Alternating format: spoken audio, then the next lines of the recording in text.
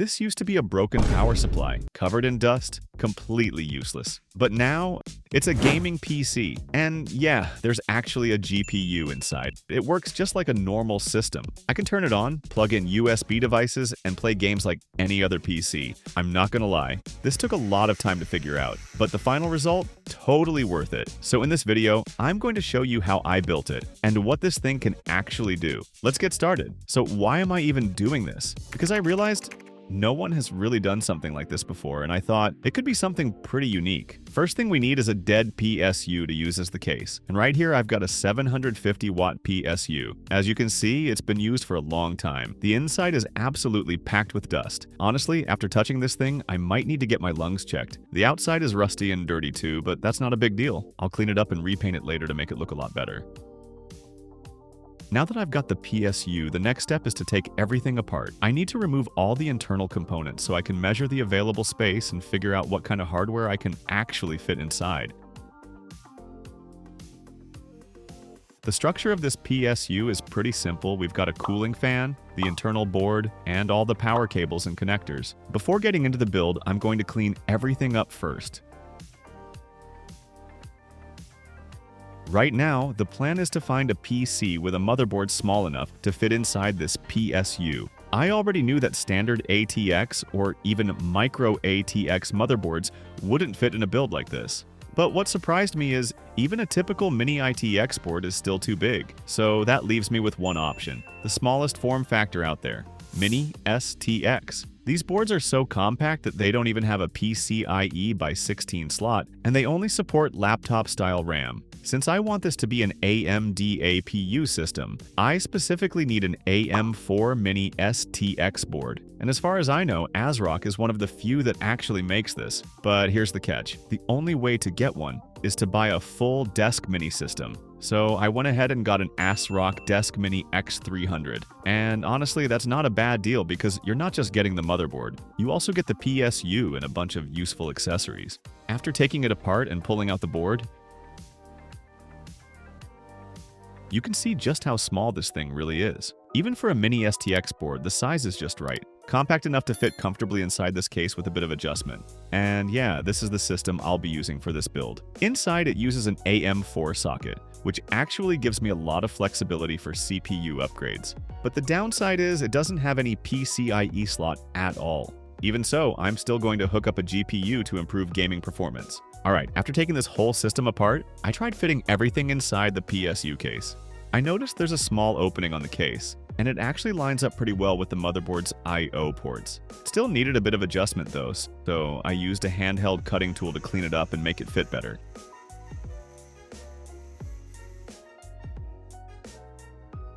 And honestly, at this point, everything started to feel like it was made to go together. Next, I ran into another issue. There are some metal standoffs inside the case that could potentially touch the motherboard and cause a short circuit. So I prepared a plastic sheet to act as insulation. I secured it in place with screws to make sure everything stays separated and safe. After that, I placed the Mini STX motherboard inside, marked the mounting points, drilled the holes, and installed the standoffs. Once everything was secured, you can see that I can now plug in power and use it normally. But that's just the basic part. If you look at the original case, it was actually really cramped. But now, with everything rearranged, there's a lot more space inside. And that's when I had an idea. Why not add a GPU? I'm going to keep using an NVMe to PCIe by 16 adapter. Yeah, it only runs it by 4 bandwidth. So there's definitely some performance loss. But for systems without a PCIe slot, it's still a really useful solution. Now the next challenge is figuring out how to mount the GPU. My goal is simple. The card has to be short enough to fit inside the power supply case. After looking around, I found an RX 554 gigabytes. It's a bit long, but most of that length comes from the shroud and the cooling fan. So before installing it, I had to remove the entire cooler. Once that's done, the card becomes much more compact and can actually fit inside this tiny case. Now comes the hardest part, getting access to the display outputs. I had to carefully cut out a section of the case. And yeah, I tried my best to make it clean, but it's definitely not the prettiest job. Still, it's just enough space to plug in the display cables, and that's all I really need. After securing it with a single screw, the mount isn't perfect, but it's stable enough, as long as I keep the system in one place. That said, this setup comes with a lot of compromises. Because there's so little space, the GPU PCB is sitting right up against the CPU cooler, which blocks airflow quite a bit. I'll have to check the temperatures later to see how bad it actually is. The second issue is the thickness of the card's heatsink. It's just too bulky, so I had to angle one side higher than the other. That made closing the case really tricky. I had to carefully adjust everything just to get it to fit. Now for cooling the GPU, I'm not using its original fan. Instead, I'm repurposing the fan from the PSU. From what I can see, both fans run on 12 volts, so in theory it should work.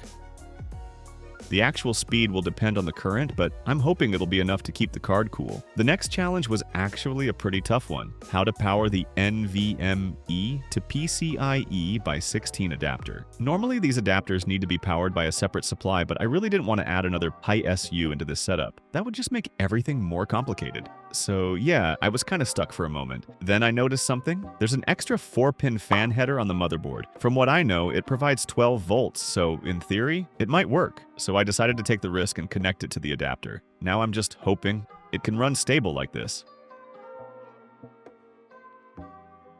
But the PCIe slot on the adapter is a bit too long, so I had to cut a small section of the case to make everything fit properly. At this point, I also needed a more convenient way to power the system on, so I set up a simple power button. Let's try it. And yeah, it works perfectly. Next problem, I couldn't find any screws long enough to secure the fan, so I just used zip ties to hold it in place.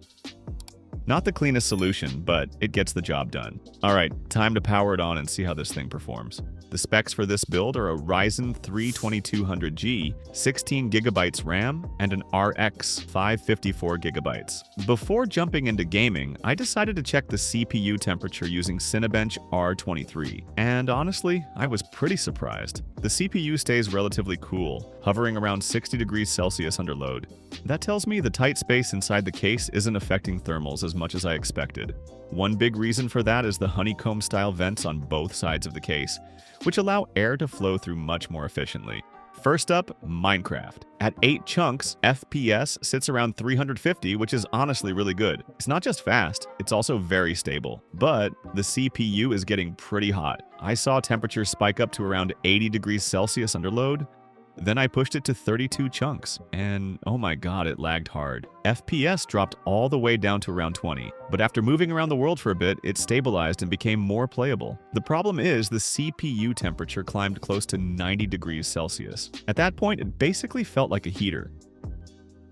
So I decided to push the GPU instead by turning on shaders. At 32 chunks, it was only getting around 20 FPS.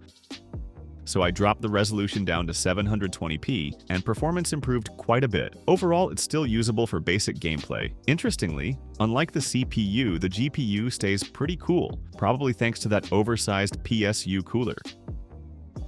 Stability also shows up clearly in CS2. FPS sits around 80 to 90, and even after playing for a while, I didn't notice any major frame drops. Next up is Cyberpunk 2077. Running at low settings, and honestly, it's not very smooth. FPS sits around 20, which clearly shows the limitations of the NVMe to PCIe adapter, along with the age of the GPU itself. Alright, so that's how I turned a power supply case into a fully functional PC case. To be honest, it works surprisingly well, but the design isn't the most practical, so taking it apart can be a bit of a pain. What do you think about this build? Let me know down in the comments.